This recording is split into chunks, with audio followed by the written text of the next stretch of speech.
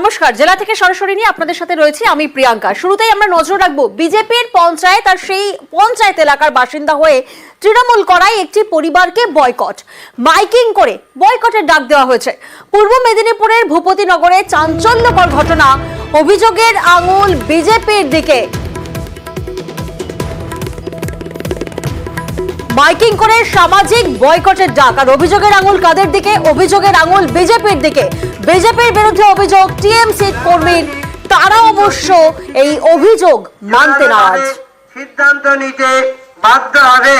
Mic প্রচার করে দক্ষিণ বারান্দার পশ্চিম পাশের গ্রামবাসীদের বিশেষ গ্রামবাসীর মিটিংয়ে এই সিদ্ধান্ত অনুযায়ী আজ থেকে এই গ্রামে কোনো ব্যক্তি যেন ননী দোলই পরিবারের সঙ্গে কোনোভাবেই যেন কথাবার্তা না বলে কিংবা কোনোভাবেই মেলামেশা বা কোনো লেনদেন না করে। মাইক প্রচার করে দক্ষিণ বারান্দার পশ্চিম পাশের গ্রামবাসীদের বিশেষভাবে সতর্ক করে দেওয়া হচ্ছে।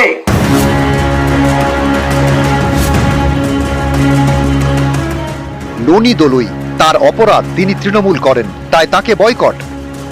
বিজেপির হাতে থাকা পঞ্চায়েত, সেই এলাকায় তাকে বয়কটের ডাক দেওয়া হয়েছে, সেটাও একেবারে মাইকিং করে। আজ থেকে এই গ্রামে কোনো ব্যক্তি যেন ননী দোলই পরিবারের সঙ্গে কোনোভাবেই যেন কথাবার্তা না বলে কিংবা কোনোভাবেই মেলামেশা বা কোনো লেনদেন না করে। পূর্ব মেদিনীপুরের ভূপতিনগর, এখানকার মুখবেড়িয়া গ্রাম পঞ্চায়েত বিজেপির হাতে। এই এলাকারই বাসিন্দা ননী দোলই, যিনি একজন তৃণমূল কর্মী। তার পরিবারের অভিযোগ, তৃণমূল করায় সামাজিকভাবে তাদের বয়কটের ডাক দিয়েছে বিজেপি। টিএমসি করি বলে এই জন্য বয়কট করেছে। সিদ্ধান্ত নিয়েছে যে আমাদের লাইন কেটে দিবে, কারেন্টের লাইন, জলের লাইন, রেশন নিতে দেবে না। গ্রামবাসীর মিটিংয়ে এই সিদ্ধান্ত অনুযায়ী শুধু মৌখিকভাবে বয়কট নয়, গ্রামে একেবারে মাইকিং করে দেওয়া হয়েছে সামাজিক বয়কটের ডাক। অমান্য করলে ৫,০০০ টাকা জরিমানারও হুঁশিয়ারি দেওয়া হয়েছে বলে অভিযোগ।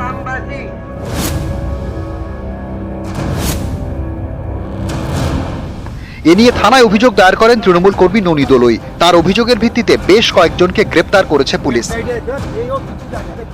দিনের পর দিন আমার পেয়ে মানসিক টর্চারিং, তবু আমি এতদিন চুপচাপ ছিলাম। যখনই আরও ওরা বেড়ে উঠলো, তারপরে আমি আমার জিডিতে জমা দিয়েছি। ওদের মধ্যে 4 জন অ্যারেস্ট হয়েছে। ননী দোলইয়ের পরিবারের সঙ্গে কথা বলা যে বন্ধ করে দেওয়া হয়েছে, সেটা স্বীকার করেছেন বিজেপির পঞ্চায়েত সদস্য। কিন্তু তার দাবি, এর সঙ্গে বিজেপির কোনো সম্পর্ক নেই। টিএমসি করার অপরাধে ওকে বয়কট করা হয়েছে। কথা বলাটা বয়কট করেছেন, আপনার নামে অভিযোগ করছে। না, কোনো পার্টি নয়। আমাদের গ্রামীণ সমস্যা যেমন আমাদের বিচার আচার হয়, সেই বিচারে সামান্য এটা কি মাইকিং করাটাই অপরাধ হচ্ছে। ভারতীয় জনতা পার্টি, রবীন্দ্রনাথ মাইতি বিধায়ক, তারই নেতৃত্বে প্রধানের নির্দেশক্রমে গ্রাম কমিটির নাম করে আজকের একটা ভয়ঙ্কর পরিস্থিতি তৈরি করেছে। গ্রামের মানুষ আতঙ্ক, এলাকা উত্তপ্ত রয়েছে।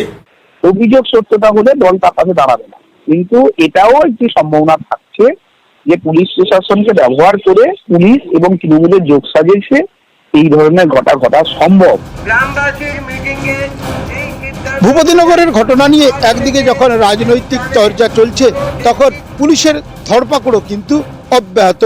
ভূপতিনগর থেকে ক্যামেরায় সমীর মাইতির সঙ্গে সুজিত ভৌমিক, নিউজ 18 বাংলা।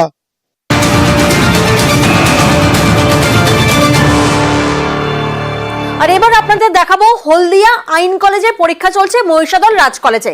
আর তারপর ছবিটা দেখুন, মহিষাদল রাজ কলেজে পরীক্ষা চলছে, সেখানে পরীক্ষার্থীরা রীতিমতো ভাঙচুর চালাচ্ছে।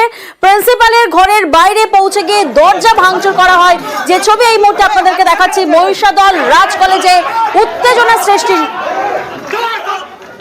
পরীক্ষা ঘিরে কলেজে বিক্ষোভ দেখান পরীক্ষার্থীরা, তারপর প্রিন্সিপালের ঘরের দরজা ভেঙে ঢুকে পড়লেন পরীক্ষার্থীরা। দেখুন সেই ছবি। শুধু এখানেই শেষ নয়, পুলিশকে ঘিরেও বিক্ষোভ দেখান পরীক্ষার্থীরা। প্রতিনিধি সুজিত এই মুহূর্তে আমাদের সঙ্গে রয়েছেন। সুজিত, আমরা দেখলাম যে বিক্ষোভ দেখাচ্ছেন পরীক্ষার্থীরা, কিন্তু কি কারণে? নেপথ্যে কি টোকাটুকির কোনো ব্যাপার রয়েছে? সেটাই বলছেন একটা অংশ। এবং আবার প্রশ্ন যেটা অভিযোগ আকারে আসছে সেটা হলো যে ছাত্র সংসদের কেউ বা কারা তারা এই কোশ্চেন উত্তর এসব বলে দেওয়ার কথা বলে টাকা চেয়েছিলেন। এই যে টাকা চাওয়া এবং তারপরে যে তাদের যে অভিযোগ, সেই অভিযোগকে ঘিরে কিন্তু তুলকালাম কাণ্ড বেঁধে যায়। রীতিমতো বলা যায় উত্তেজনা ছড়িয়ে পড়ে। পুলিশ পরিস্থিতি সামাল দিতে এলে পরিস্থিতি সামাল দেওয়া তো যায়নি, এখনও পর্যন্ত কলেজের গেটে কিন্তু বিক্ষোভকারী সেই পড়ুয়ারা অর্থাৎ কিনা যারা পরীক্ষার্থী হলদিয়া ল কলেজ থেকে এসেছেন তারা কিন্তু রয়েছেন। কলেজের অধ্যক্ষ তিনি কিন্তু তার রুমের মধ্যেই বসে আছেন। পুলিশ পিকেট রয়েছে। পরিস্থিতি স্বাভাবিক করার চেষ্টা সেই দুপুর থেকে চলছে, কিন্তু স্বাভাবিক পুরোপুরি হয়নি। উল্টে যে ছবি সামনে তুলে ধরেছি প্রিয়াঙ্কা, বারে বারে সেখানে দেখা যাচ্ছে উত্তেজনা কিন্তু চরমে উঠেছে, উত্তপ্ত হয়ে ওঠে রাজ কলেজের একেবারে ভেতর বাহির সর্বত্র। এবং পুলিশ গেলে পুলিশকে ঘিরেও বিক্ষোভ দেখান পরীক্ষার্থীরা। ধন্যবাদ সুজিত।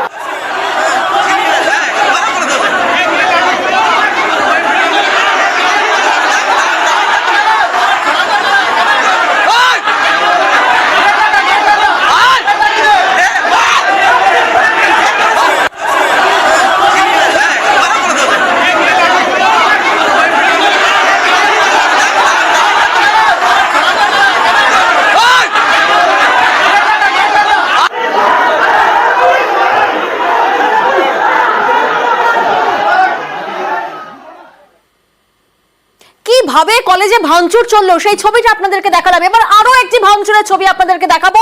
তবে এই ছবি পানিহাটির 14 নম্বর ওয়ার্ডের রেল পার্কের ঘটনা। দেখুন যেখানে ভাঙচুর করা হচ্ছে, আপনাদেরকে জানিয়ে রাখি এটি যুব তৃণমূল নেতার অফিস। সেখানে ভাঙচুর চালাচ্ছেন কারা? চালাচ্ছেন আরো এক গোষ্ঠী। কেন?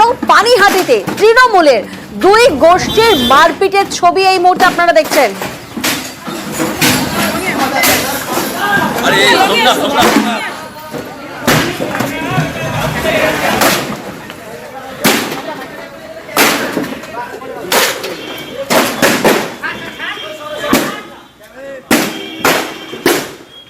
সেই ভাঙচুরের ছবি এই মুহূর্তে আমরা দেখলাম। প্রতিনিধি সুবীর এই মুহূর্তে আমাদের সঙ্গে রয়েছেন। সরাসরি সুবীরের থেকে একটু জানার চেষ্টা করি। সুবীর, যে ছবি আমরা দেখলাম রীতিমতো তাণ্ডব চালানো হচ্ছে বলা যেতেই পারে। কোন গোষ্ঠীর সঙ্গে কোন গোষ্ঠীর এই গন্ডগোল হচ্ছে এবং আসলে তাদের মাথা কারা, মাতব্বর কারা, কেন এভাবে তাণ্ডব চললো? দেখো, তোমাকে জানিয়ে রাখি গতকাল রাত্রিবেলা 14 নম্বর ওয়ার্ড পানিহাটি পৌরসভা সেই ওয়ার্ডের যিনি সভাপতি রয়েছে রানা বিশ্বাস, সে এবং তার সাথে আরেকজন যুবক, সে যখন তারা বাইকে করে বাড়ি ফিরছিলেন সেই সময় কিন্তু যেটা অভিযোগ যে তৃণমূল যুব সভাপতি যিনি রয়েছেন বুবাই মল্লিক, তার যে ঘনিষ্ঠ পরিতোষ দাস এবং তার যারা সাকরেদ রয়েছেন তাদের সাথে গালাগালি নিয়ে প্রথমে বচসা হয় এবং তারপরে মারধরের ঘটনা ঘটে। এবং তারপরে কিন্তু সেই ঘটনার পরে আজকে সকালবেলা যারা রানা বিশ্বাসে যারা অনুগামী রয়েছেন তারা সেই তৃণমূল কর্মী সমর্থক তারা কিন্তু খড়দহ ঘেরাও করে এবং বুবাই মল্লিক সহ তার যে ঘনিষ্ঠ পরিতোষ দাস এবং যারা হামলা চালিয়েছিল তাদের গ্রেপ্তারের দাবিতে থানা ঘেরাও করে তারা বিক্ষোভ দেখান। এবং তারপরে কিন্তু যেটা জানা যায় যে রানা বিশ্বাসে যারা অনুগামী রয়েছেন তারা 14 নম্বর ওয়ার্ড যে রেল পার্ক এলাকা, সেখানে যুব সভাপতি বুবাই মল্লিকের যে অফিস, সেই অফিসে কিন্তু তাণ্ডব চালায়, ব্যাপক ভাঙচুর চালায় এবং এলাকায় এই ঘটনাকে ঘিরে উত্তেজনা তৈরি হয়। পরিস্থিতি নিয়ন্ত্রণে আনতে ঘটনাস্থলে খড়দহ থানা পুলিশ আসে এবং আসার পরে কিন্তু দুপক্ষের তরফ থেকেই খড়দহ থানায় লিখিত অভিযোগ দায়ের করা হয়েছে। পুলিশ বিভিন্ন জায়গায় তল্লাশি চালাচ্ছে, কিন্তু এখনো পর্যন্ত কোনো পক্ষেরই কেউ এখনো পর্যন্ত আটক বা গ্রেপ্তার হয়নি। আমার কদিন ধরেই শাসানো হচ্ছিল যাতে আমি পলিটিক্স থেকে দূরে সরে যাই। পানিহাটিরই অনেক নেতৃত্ব আছে, আমি নাম নিচ্ছি না কারো, দলেরই একাংশ এটা করছে। কেন আপনাকে এভাবে টার্গেট করা হচ্ছে? আমার জন্য হয়তো কারো অসুবিধা হচ্ছে। সমাজ বিরোধী যদি আমি হতাম তাহলে তো আমিও স্পটে থাকতাম। যারা সমাজ বিরোধী তারা সমাজ বিরোধী তার কাজ করেছে, সমাজের লোকেরা দেখেছে কারা কি করেছে। আমি পুলিশের কাছে সম্পূর্ণ তদন্ত চলতে চাইছি। এলাকার মানুষ এত ক্ষেপে আছে, তার পরবর্তী দুটি ঘটনা তারই বহিঃপ্রকাশ। একটা দল তো অনেকেই করতে পারে, কিন্তু দল করা মানে তো কোনো অন্যায় করতে বলা নয়। তো দল করে যদি কেউ অন্যায় করে, মানুষ তো তার বিরুদ্ধে প্রতিবাদ করবেই। আমাদের রাজনৈতিক স্তরে সিদ্ধান্ত নয়, আর রাজনৈতিক নেতৃত্বরা কর্মীরা মনে হয় ছিল না, এলাকার মানুষের বহিঃপ্রকাশ। और ये धोनी की हुई जी गजब ग्रिप कैसे SRMB जैसे SRMB TMT बार की विंग ग्रिप टेक्नोलॉजी सीमेंट के साथ बनाए मजबूत पकड़। Grip is important. তৃণমূল নেতা গ্রেফতার, আশরাফ আনসারিকে গ্রেফতার করলো পুলিশ। বিএলআরওর অভিযোগের ভিত্তিতেই এই গ্রেফতারি। প্রতিনিধি বিশ্বজিৎ এই মুহূর্তে আমাদের সঙ্গে রয়েছেন। বিশ্বজিৎ, যাকে গ্রেফতার করা হয়েছে অর্থাৎ সেই তৃণমূল নেতার কোনো বক্তব্য সামনে উঠে এসেছে? দেখো, এই তৃণমূল নেতার পরিষ্কার বক্তব্য যে তাকে ফাঁসানো হচ্ছে এবং তিনি সর্বপ্রথম এই সরকারি জমি দখল নিয়েই মুখ্যমন্ত্রীকে চিঠি দিয়েছিলেন এবং যার ফলে পুলিশ এবং ভূমি রাজস্ব দপ্তরের কিছু প্রশাসন যাদের অসুবিধার সম্মুখীন হতে হচ্ছিল এবং তার জন্যই তাকে গ্রেপ্তার করা হচ্ছে। এই ধরনের মন্তব্য তিনি যখন তাকে গ্রেপ্তার করা হচ্ছে তখন তিনি মন্তব্য করছেন। তবে প্রকৃতপক্ষে বলা গেলে গত 12ই জুলাই মূলত গোটা ঘটনার সরকারি জমি হাত বদল হচ্ছে এবং জাল নথিপত্র দিয়ে সরকারি জমি কেনা বেচা হচ্ছে, এ ধরনের অভিযোগ করেন নকশালবাড়ি ভূমি ও ভূমি রাজস্ব আধিকারিক এবং সেই ঘটনায় অভিযোগের ভিত্তিতে প্রথমে দুজনকে গ্রেপ্তার করা হয় এবং তারপর আজ এই তৃণমূল নেতাকে গ্রেপ্তার করা হচ্ছে, যিনি পঞ্চায়েত সমিতির পূর্ত কর্মাধ্যক্ষ রয়েছেন এবং নকশালবাড়ির হাতিকিসার অঞ্চলের সভাপতি রয়েছেন। তবে গোটা ঘটনায় তৃণমূলের পক্ষ থেকে এখন পর্যন্ত কোনো প্রতিক্রিয়া পাওয়া যায়নি। যাকে গ্রেপ্তার করা হয়েছে তাকে আগামীকাল শিলিগুড়ি মহকুমা আদালতে তুলে রিমান্ডে নিয়ে কিন্তু এই যে জমি সরকারি জমি হাত বদল এবং বিক্রি, এই গোটা ঘটনার রিমান্ডে নিয়ে তাকে কিন্তু জিজ্ঞাসাবাদ করা হবে, এরকম কিন্তু পুলিশ সূত্রে জানতে পারছি। বেশ,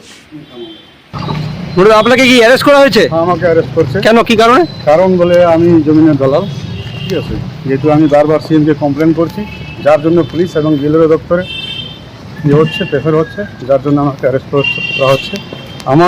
আমি মানুষের জন্য লড়াই করছি, আদিবাসীদের জন্য লড়াই করছি, আজকে আমাকে ফাঁসানো হচ্ছে। আর এবার আপনাদেরকে দেখাবো ধূপঝোড়া ও মূর্তিতে সেখানে বেআইনিভাবে রিসর্ট তৈরির অভিযোগ সামনে উঠে আসছে। যে ছবি আপনাদেরকে দেখাচ্ছি, নদী দখলের অভিযোগ, সরকারি জমি দখলের অভিযোগ সরাসরি সামনে উঠে আসছে। ধূপঝোড়া ও মূর্তি থেকে সেখানে বেআইনিভাবে রিসর্ট তৈরির অভিযোগ সামনে উঠে আসছে। প্রতিনিধি রকি এই মুহূর্তে আমাদের সঙ্গে রয়েছেন, সরাসরি রকির থেকে একবার জানার চেষ্টা করি। রকি, এই যে নদী দখল, সরকারি জমি দখল, এই দখলদারির অভিযোগ যে সামনে উঠে আসছে, প্রশাসনের নজর এড়িয়ে কিভাবে সম্ভব? প্রিয়াঙ্কা, তোমাকে বলে রাখতে চাইবো, মেটলি ব্লকের অন্তর্গত মূর্তি এবং যে ধূপঝোড়া রয়েছে সেখানে কিন্তু সরকারি খাস জমি, কোথাও বা বন দপ্তরের জমি, এমনকি নদীর চর পিলার দিয়ে কিন্তু ঘিরে নিয়ে দখল করা হয়েছে। এমন কি দেখা যাচ্ছে যে নদীর চরে কাঁটাতারে বেড়া দিয়ে ঘিরে নিয়ে সেখানে সুইমিং পুল তৈরি হয়েছে। এই কর্মকাণ্ড কিন্তু একদিনে নয়, দীর্ঘদিন ধরে হয়ে চলছে বলে অভিযোগ করেছে পরিবেশ প্রেমী থেকে শুরু করে সেখানকার স্থানীয় যে রাজনৈতিক নেতারা তারা। কারণ প্রশাসনের নজরে সামনেই কিন্তু এই সমস্ত ঘটে যাচ্ছে। তারা অভিযোগ করেছে যেখানে গাজলডোবা, লাটাগুড়ি, বিভিন্ন জায়গায় বিভিন্ন আধিকারিকরা প্রশাসনের তরফ থেকে ব্যবস্থা নিচ্ছেন এবং অভিযান চালাচ্ছেন, সেই জায়গায় কিন্তু এই যে মূর্তি এলাকা, ধূপঝোড়া এলাকায় এখানে মেটলি ব্লকের যে প্রশাসন রয়েছে সেরকম কোন রকম ভাবে কিন্তু পদক্ষেপ নিতে দেখছেন না তারা, এমনটাই কিন্তু অভিযোগ করেছে। এই ঘটনার পরিপ্রেক্ষিতে কিন্তু তারা আরো অভিযোগ করেছে যে এর পেছনে কার মদত রয়েছে, যার কারণে এই যে অবৈধভাবে সরকারি জমি দখল করে রাখা হচ্ছে, নদীর চর দখল করে নেওয়া হচ্ছে, কিন্তু কোনো রকম পদক্ষেপ নেওয়া হচ্ছে না। এই পরিপ্রেক্ষিতে যখন আমরা প্রশাসনের আধিকারিকদের সঙ্গে কথা বলতে যাই, তারা কিন্তু জানিয়ে দেন যে প্রশাসনের তরফ থেকে কলকাতা থেকে, নবান্ন থেকে কোনো রকম ভাবে লিখিত তাদের কাছে কোনো আদেশ আসেনি, যে কারণে কিন্তু তারা কোনো লিখিত নোটিশ করেনি।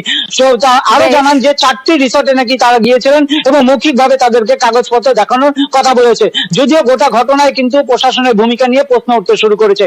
এখন দেখার বিষয় প্রশাসন কি ব্যবস্থা নেয়। একেবারে ডুয়ার্সে বারবার বহু আন্দোলন হয়েছে, আজকে থেকে না 2008 থেকে জঙ্গল জমিন বাঁচানোর জন্য আমরা তো সবসময় লড়াই করে আসছি, আর আজও আছি। আমরা এই নিয়ে বহুবার আওয়াজ করেছি, কিন্তু কি কারণে বিচার পাচ্ছে না মানুষ, আর এইসব প্রাকৃতিককে ধ্বংস করছে, এই ধ্বংসের কিন্তু পরিণাম সবাইকে ভুগতে হবে। শুধু কি লাটাগুড়িতে এইভাবে সরকারি জায়গা না, পুরো ডুয়ার্স জুড়ে আমরা চাই সংবিধান রক্ষা হোক, সংবিধান অনুযায়ী আদিবাসীদের বন জঙ্গল জমিন আছে তা সুরক্ষিত থাকুক, পর্যাবরণ ভালো থাকুক, আমরা চাই রিসোর্টও হোক। আমি তো সদে জয়েন করেছি, এখন খুব বেশি আমার এই ব্লকের ব্যাপারে এখনো আইডিয়া হয়ে ওঠেনি। আমাদের সরকারি জমিগুলো আইডেন্টিফিকেশনের কাজগুলো চলছে, এখন ওই রিপোর্টগুলো আমরা পাঠাচ্ছি, তারপরে আমাদের যেরকম ডাইরেকশন দেওয়া হবে আমাদের অথরিটির কাছ থেকে সেই রকমই আমরা কাজগুলো করব। এখন ইরিগেশন ডিপার্টমেন্ট থেকে আমরা মিলে যদি দরকার পড়ে ওনারা আমরা সার্ভে করে দেব, অ্যাকশন তো ওনারা নেবেন। আমাদের কাছে সেরকম কোনো অভিযোগ এখনো পর্যন্ত আসেনি। আমরা জানি যে অনেক জায়গায় খাস জমি দখল করে রিসোর্ট আগে থেকেই হয়ে আছে। বিএলআরওরা অলরেডি সরকারি জায়গাতে কোথায় কোথায় ওইভাবে দখল করা আছে সে তদন্ত করতে নেমেছে। অলরেডি আমাদের কাছে 25খানা আমরা সেটেলমেন্ট পেয়েছি এবং সেখানে আমরা বড় লাগানোর ব্যবস্থা খুব সম্ভবত হয়ে যাবে কিছুদিনের মধ্যে। আমাদের উপরের দুটো জিপিতে শুরু হয়েছে এবং এনডি 1ও কিছুটা কাজ এগিয়েছে। এরপরে আমাদের এনডি 2 জিপি যেটা আছে যেখানে দক্ষিণ উত্তরা পড়ছে দিকে যাবে, আগামী সপ্তাহের মধ্যে এটা হবে। সরকারি জমি দখলের ছবি আপনাদেরকে দেখালাম, রিসর্ট তৈরির খবর আপনাদেরকে দেখালাম, আর এবার আপনাদের দেখাবো বাগদা পুরনো বাজার। সেখানে কিভাবে বেনিয়মের ছবি সামনে উঠে আসছে। কি সেই ছবি, নাকি রাস্তার উপর নেতার দোকান। দেখুন কিভাবে রাস্তার উপরে এক নেতা তার দোকান বানিয়েছে বাগদা পুরনো বাজারে। এভাবেই বেনিয়মের ছবি সামনে উঠে আসার কাজগড়ায় তৃণমূলের পঞ্চায়েত সদস্য। বেনিয়মের অভিযোগে সরব স্থানীয়রা। গোপাড়ায় ওই তো এখনো তো রয়েছে, তারপরে আরো অন্যান্য সব বসেছিল, সেলুন বসেছিল, তারপরে এই টিনের চালা করা ছিল, এখানে একজনের বেড়া দেওয়া ছিল, পিডব্লিউডি জায়গা। সবাই ভাঙুক আমি ভাঙবো এরকম একটা পরিস্থিতিতে কাজ আটকে ছিল, তো এই মোড়ের মাথায় কাজ আটকে ছিল। এটা যদি কেউ বলে থাকে সম্পূর্ণটাই ভুল। ওই রাস্তার জন্য আমার 100 না 200% সমর্থন আছে। তাতে যদি আমার দোকান ভাঙা পড়ে যাবে, আমার জন্য গ্রামের মানুষ কোনো অসুবিধা হোক আমি চাই না। এই নিয়ে আমি বিডিওর সঙ্গে আলোচনা করেছি যে সাহেব ওই রাস্তা যেন থেমে থাকে না, রাস্তাটা হোক, এবং তাতে আমার দোকান ভাঙা পড়ে গেলে আমার টোটালটাই সম্মতি আছে। গোপাল রায় উনি পঞ্চায়েত সমিতির সদস্য, যদি জনপ্রতিনিধি, যদি কথা উনি দিয়েছেন উনি কথা রাখবেন। কারণ মানুষের জন্য তো আমরা, মানুষের জন্যই জনপ্রতিনিধি। তা না হলে গ্রামের মানুষ, স্কুলের ছাত্রছাত্রী, পড়ুয়ারা তারা বাধ্য হয়ে রাস্তার মুখটা পরিষ্কার করবেন। তবে মনে হয় সেই পর্যন্ত যেতে হবে না, যেহেতু কথা দিয়েছেন উনি তৃণমূল কংগ্রেসের প্রতিনিধি হিসাবে, অর্থাৎ সে কথা উনি রাখবেন। এই অবৈধ নির্মাণ যে বা যারা করেছেন তাদেরকে সরিয়ে নিতে হবে, অথবা যদি তারা সরিয়ে না নেয় তাহলে প্রশাসন সেগুলো ভেঙে দেবে। প্রশাসনিক যে সিস্টেমের মধ্যে দিয়ে যেটা হবে সেটা হবে। গঙ্গাসাগরে ভাঙনের ভয়, কপিলমুনির মন্দির ভেসে যাবে না তো? কারণ মন্দিরের সামনের রাস্তায় আবারও ধস, আর এতেই বাড়ছে আতঙ্ক। নামখানার মৌসুমী দ্বীপেও ভাঙন, ফুঁসছে বটতলা নদী, ভেঙে গিয়েছে প্রায় 800 মিটার নদী বাঁধ, জলমগ্ন গ্রাম। দেখুন সেই ছবি।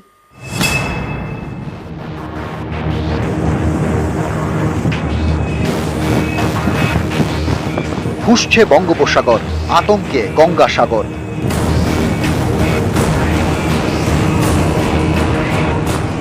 দক্ষিণ 24 পরগনার সাগর ব্লকে গঙ্গাসাগর। গত কয়েকদিন ধরে এখানে সমুদ্রের পাড় ভাঙছে। রবিবার রাতে নতুন করে কপিলমুনির মন্দিরের সামনে রাস্তায় ধস নামে। গঙ্গাসাগরের 5টি স্নানঘাটে যাওয়ার জন্য একটি বড় রাস্তা, সেই রাস্তাটি তলিয়ে গিয়েছে। সমুদ্র যেভাবে মন্দিরের দিকে এগোচ্ছে তাতে আতঙ্ক বাড়ছে। প্রতি বছর যে এরকম ভাবে ভাঙছে, তার পরিকল্পনা কি হবে? কোনোদিন এসে জিজ্ঞাসা করেনি প্রতিবেশীকে যে কি একটা হবে বা কি জন্য এরকম ভাঙেছে বা কি ব্যাপার। নিজেদের পরিকল্পনা নিজেদের কাছে সবসময়। এত আতঙ্কের মধ্যে কি চোখে জল আসবে যে 2 নম্বর রাস্তা ভেঙে গেছে? কোনোদিন পরিকল্পনা নিচ্ছে যে এরা কি করে খাবে, কোথায় যাবে? এদের তো ঘর বাড়ি সব নদীর সাইডে, ঘর বাড়ি, জায়গা জমিন কিছু নেই। স্থানীয়দের দাবি 2 বছর আগেও মন্দির থেকে সমুদ্রের দূরত্ব ছিল 1 কিলোমিটার, এখন তা কমে দাঁড়িয়েছে 500 মিটার। সমুদ্রের পাড় ভেঙে এর আগে 3 বার তলিয়ে গিয়েছে কপিলমুনির মন্দির। এবার সমুদ্রের ভাঙনে মন্দিরের সামনে রাস্তায় ধস, জানিয়ে উদ্বেগে গঙ্গাসাগর। দোকানদার ও পুণ্যার্থীদের সতর্ক করতে সোমবার মাইকিং চালায় প্রশাসন। 1 থেকে 5 নম্বর ঘাট অবধি এখন স্নান উপযুক্ত অবস্থায় নেই। আপনারা প্রত্যেকে 6 নম্বর ঘাটের দিকে চলে যান। কোটালের কারণে এখন সমুদ্রের জলের যথেষ্ট পরিমাণে বেশি রয়েছে। কোটালের সময় অনেকটাই ইরোজন হয়েছে এখানে। আমরা যাতে কি পিলগ্রিমসদের সিকিউরিটির জন্য অন্যদিকে শিফট করছি, যাতে কি স্নান করতে কোনো রকম সমস্যা না হয়। তার সাথে প্রশাসনের তরফ থেকে পাবলিককে সবসময় ওয়ার্নিং দেওয়া হচ্ছে, মাইকিং করা হচ্ছে, যাতে কি কোনো রকম দুর্ঘটনা না ঘটে। এমনি কোটালের সময় তো ইরোজন হয়েছে, এটা প্রত্যেক বছরই এটা ফ্রিকুয়েন্ট আছে। এবারে একটু বেশি হয়েছে, কিন্তু প্রশাসনের তরফ থেকে যা ব্যবস্থা নেওয়ার আছে সেটা অবশ্যই নেওয়া হবে।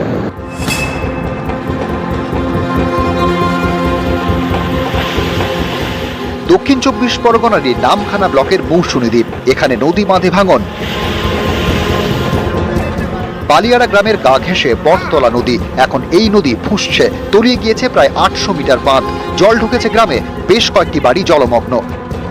800 থেকে 850 মিটার পর্যন্ত আউট হয়ে গেছে পুরো নদী বাউন্ডারি। এখানকার মানুষ আতঙ্কিত। এখন ডিপার্টমেন্টের কাছে এবং আমার সরকারের পক্ষ থেকে এই আশা আকাঙ্ক্ষা রাখছি, কংক্রিট বাঁধ যেন হয় অতি অবশ্যই। নদীর জলটা তো অত্যন্ত বেশি বেড়েছে, সে জায়গায় দাঁড়িয়ে আজকের কিন্তু এতদিন পর্যন্ত ঠিক ছিল, আজকের এই জ্বরটাই কিন্তু বাঁধটা ওয়াশ আউট। আমরা টোটালটাই ডিপার্টমেন্টের সাথে কথা বলেছি, এসডিও সাহেব এসের সঙ্গে এবং বিডিও সাহেবের সঙ্গে, যত চটজলদি হবে এই বাঁধটাকে আবার পাকাপোক্তভাবে করা যায়, মজবুত করা যায়, তার জন্য কিন্তু আমরা ব্যবস্থা চালিয়ে যাচ্ছি। আমি নিজেই ফিল্ডে আছি, আমরা সকাল থেকে দেখছি। দক্ষিণ 24 পরগনা থেকে বিশ্বজিৎ হালদার, নিউজ 18 বাংলা। আমরা দেখলাম একদিকে যেমন গঙ্গাসাগর, সেখানে ভাঙনের ভয় রয়েছে, অন্যদিকে মালদার দিকে নজর যদি রাখি, মালদায় সেখানে বর্ষায় ফুঁসছে গঙ্গা। রতুয়ায় ভয়াবহ ভাঙনের জেরেই কিন্তু তলিয়ে যাচ্ছে একের পর এক বাড়ি। শুধু তাই নয়, অনেকেই আতঙ্কে ভিটে মাটি ছাড়ছে। আর এসবের মধ্যেই সেচ মন্ত্রী এবং বিজেপি সাংসদের মধ্যে তরজা তুঙ্গে। এভাবেই ভাঙছে গঙ্গার পাড়। ভয়ে বুক কাঁপছে নদী পাড়ের বাসিন্দাদের।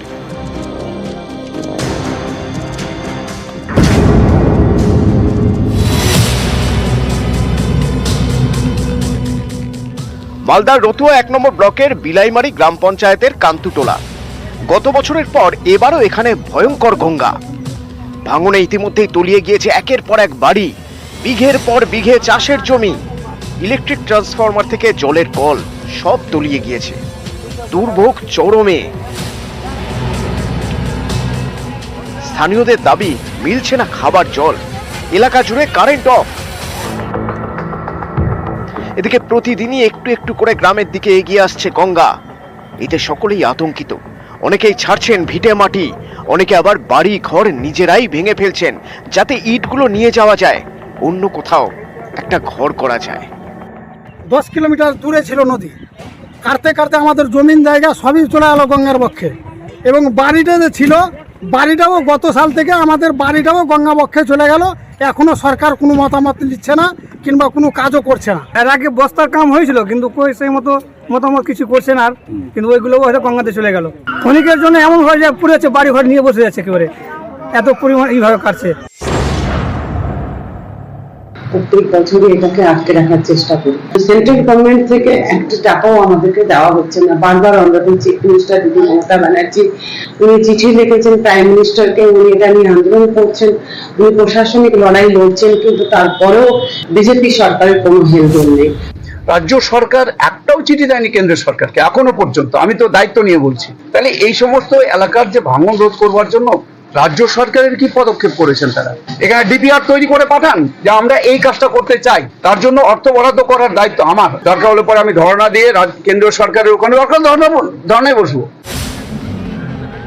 মালদা থেকে ক্যামেরায় লিপেশ লালার সঙ্গে সেবক দেব শর্মা, নিউজ 18 বাংলা।